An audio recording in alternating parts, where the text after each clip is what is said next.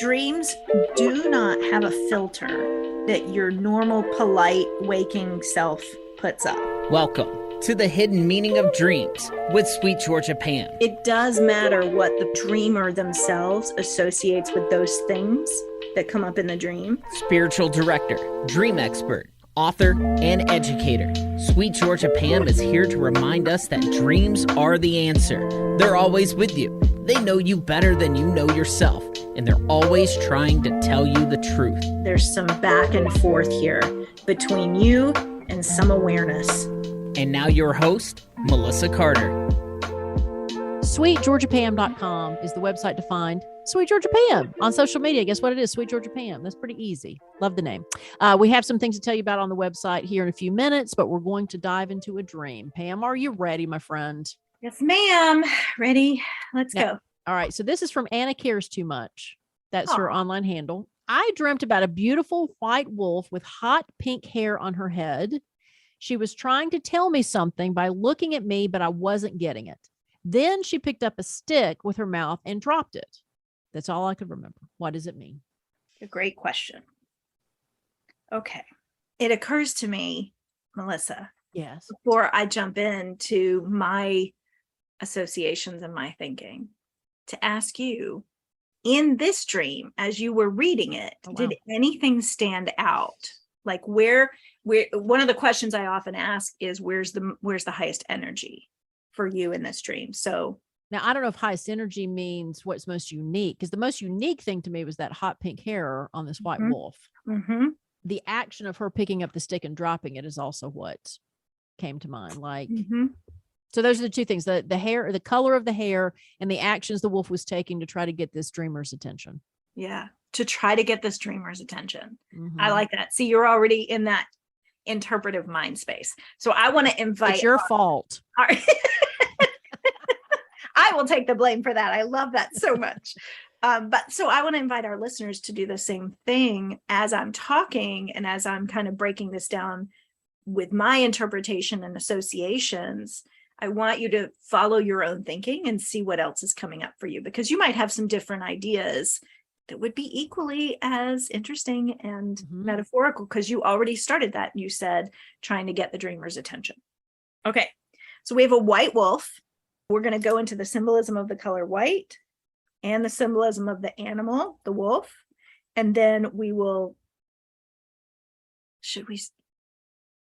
please. No. Okay. Let's start with the hot pink hair. It's fun to watch your work. I say that every time. I'm fascinated.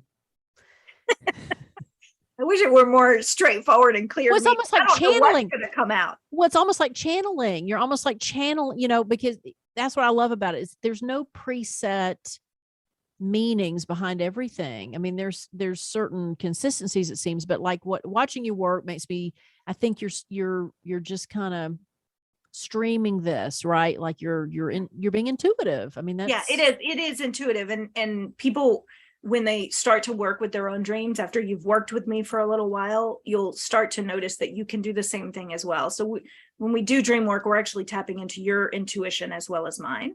It's a training thing. But what I've learned to do over the years is I'm just watching that underlayer of unconscious thoughts that rise up, and I don't know what's coming. I don't know what's coming. And usually I don't remember what I've said when I'm done. And that's why you're channeling, right? Because yeah, people will be like, remember last week when you said, and I'm like, oh God, I have no idea how I responded last week. All right. So what I wanted to do is let's start with the hot pink hair. Okay. Because I like that that's where the energy went for you. The first thing that comes up for me is punk rocker. It's the first thing that I think of. In order to get hot pink, you have to want to make a statement, because that's not a natural color of hair. It's a natural color, I guess, of flowers. It's not a natural color. And it's, for some reason, for me, the hot pink, did you say is on the top of the wolf's head? Yes. Okay. All right. So it's up there where like a mohawk would be or something. Right. So that's what it's funny that you say that, because that was my image when I read it, is that it was up. Was it really? Oh, wow. That wasn't what I got. But yeah, that's what came to me then. Punk rocker. So when I think of punk rocker, this is where I'm going with it. I think of bucking the system, of like Rage Against the Machine, of autonomy and a defiant statement. So already this wolf for the dreamer is coming in with a lot of personality outside of being a white wolf. Right. Also got this like adolescent, teenage punk rocker. We will not be quiet about this. So that gives me a lot of interesting insight about this wolf in this dream. So I got a punk rocker wolf, teenage wolf, and it just tries to get my attention by looking me in the eye first. I've stepped into the dream. That's why I said me. And the staring isn't enough. I don't understand. I don't understand what it means. When the wolf picks up the stick and drops it, do you know what that is for me? That is an invitation to play fetch. Oh, okay. That is, you take this stick and throw it for me, and I will chase it and bring it back. That's an invitation to play. So I'm wondering, and I want to circle back around and talk about wolf as well, because animal symbolism is really, really big. And I think our listeners are probably chomping at the bit to hear. Absolutely. Yes. Not just about a wolf, but yeah, what's a wolf represent? They're a big deal. They're a big exactly deal. Right. Which I'm going to get there. But what I've got instead is an adolescent part of me, or a part of me that really wants to make a strong statement against society or against the rules or against whatever system is in place that isn't agreeing with this wolf. And it's inviting me to play with that energy.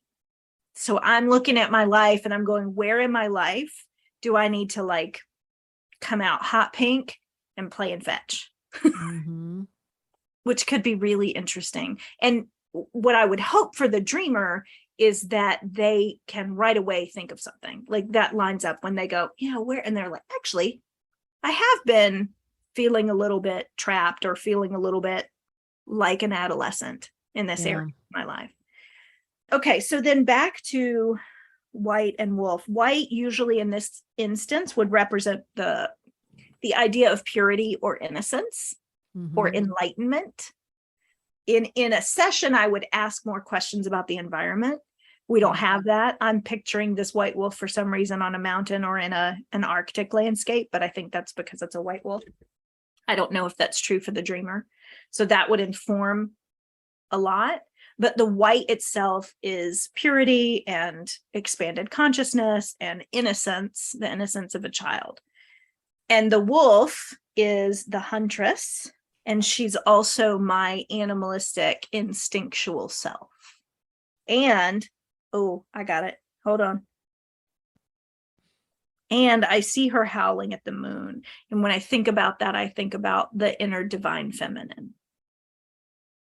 So my inner divine feminine, instinctual self has turned punk rocker and wants to play fetch, wants to engage with me on a playful level.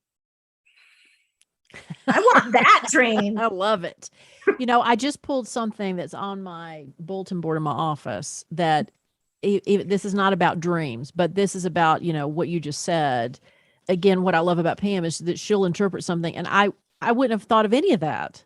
This is a study where it says children laugh 200 times a day, while the average adult only laughs 4. And I'll repeat that. According to a recent study, children laugh 200 times a day, while an average adult only laughs 4. When you have these dreams of restriction and, like you said, the wolf inviting for playfulness, and, it just made me think, gosh, as an adult, how many times am I playful? And it's very rare. Yeah. Just a little sidebar. Right. And I just want to tack on to that, this hot pink color. If I'm this dreamer, I'm going to look for the color hot pink to show up in my day or week. See if maybe that wolf is sending me a little signal to be like, hey, look over here. That's fun. That's also fun.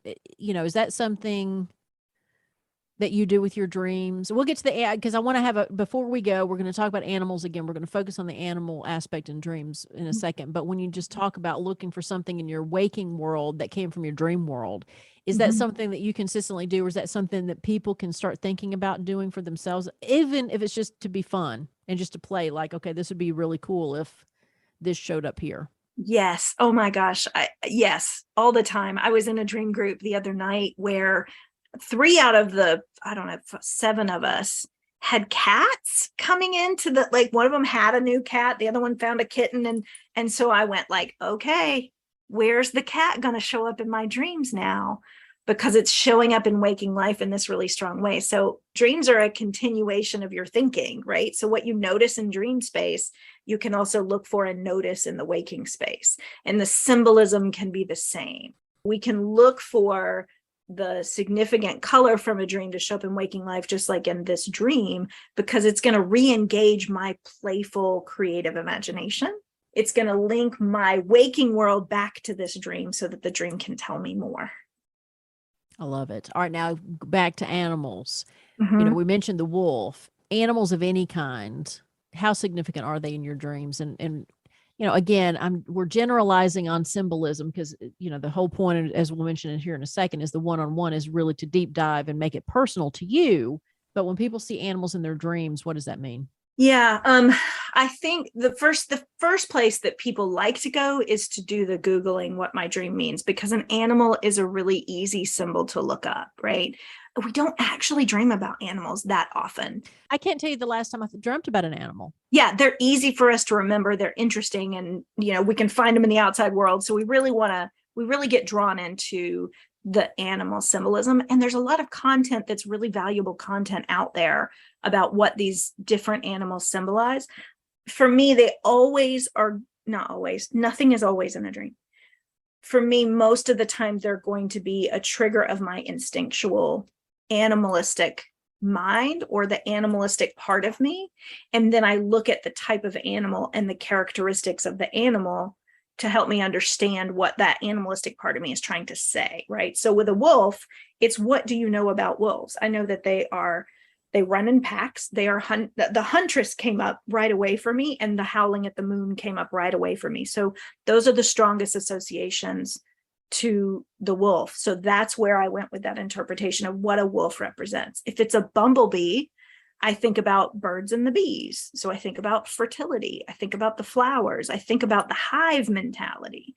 Mm-hmm. So if I had a bee in my dream, then the instinctual part of me is wanting me to use my hive mentality, or it's wanting me to remember my sense of fertility or creative inspiration, right? Things that I can birth into the world, people or creative projects. So all of the animals, I almost said elephants because the elephant just jumped in my head. And then I was like, oh, elephants. All the elephants. All of the animals have their own associations because they have such unique character traits. So elephant, if that came up, I would think of what's the elephant in the room that I'm not talking about. Or I would think about elephants and not storing things, but using their trunks. I would be like, what's in my trunk, right? It's a play on words. All of that with dream interpretation is that, like, what are the metaphors that I use or have used in my language and my culture that associate with that animal? It reminds me of those games as a kid where you had to guess the word based on the pictures. Like, I don't know what, it's not Pictionary, but there were puzzles where there would be like, I don't know, different syllables or words were replaced with a picture, and you had to guess it as a kid, and then you could complete the sentence. Mm-hmm. And that's what dreams seem like, working with you on this. That's what dreams seem to be, which is the dream necessarily can't just sit and talk with you verbally. So it's showing you these different scenes to try to talk to you about whatever it is that either that is bubbling to the surface, whatever whatever it is that you need to do to heal yourself. Yeah. Your body's trying to help you. The other thing that I kind of want to add to about animals specifically is that animals are in a lot of fairy tales. So as kids, we're brought up with stories of animals. They kind of are an integral part of our world. Mm-hmm. As we're growing up and learning about life lessons and morals and all of that. And so it makes sense that animals are going to show up in our dreams as adults, because that's what we attach to learning about sharing with the story of the three bears or golden. Right. I don't know if sharing was the moral of Goldilocks and the Three Bears. But anyway, you get the idea. It was an invasive burglary is what that fairy tale was about. Depending on what you as the dreamer have access to from your own past, like maybe you studied mythology and there's a white wolf in the myth that plays an important role. And so your dreaming mind knows your associations, even if you've never thought of them before. Your dreaming mind is showing you the wolf because it means something to you. So part of the dream interpretation and the play that I get to do is let's brainstorm and figure out what your own associations are to wolf in a dream, right? Because as soon as I look it up in a dictionary and be like, oh, I missed that, or oh, I missed that, or, it's not about one interpretation. It's about the dreamer going, oh, that's what it means for them. A white wolf is going to mean something different for me than it does for the dreamer. That's why the one-on-ones are so important, because the whole purpose of dreams is personal. So that's why dream dictionaries, they're useful, but they're not necessarily going to get you where you need to be. Pam can help you do that. SweetGeorgiaPam.com is the website. She's got a free downloadable guide to dream recall. She's also got a free half-hour Zoom session she's offering. So why not take advantage of that? SweetGeorgiaPam.com. You can find her online, Sweet Georgia Pam, on social media and on YouTube. We're on YouTube. You can see us talking about this. And so in the comments, go ahead and let us know what you think or tell us about your dream, and we may use it on a future show, may have you on a future show. That'd be great. All right, Pam, my friend, thank you as always. Sweet dreams, everybody. The content in this podcast is for entertainment and educational purposes only. Pam Muller is not a licensed mental health professional. If you or someone you know suffers from severe, persistent nightmares, please seek medical help.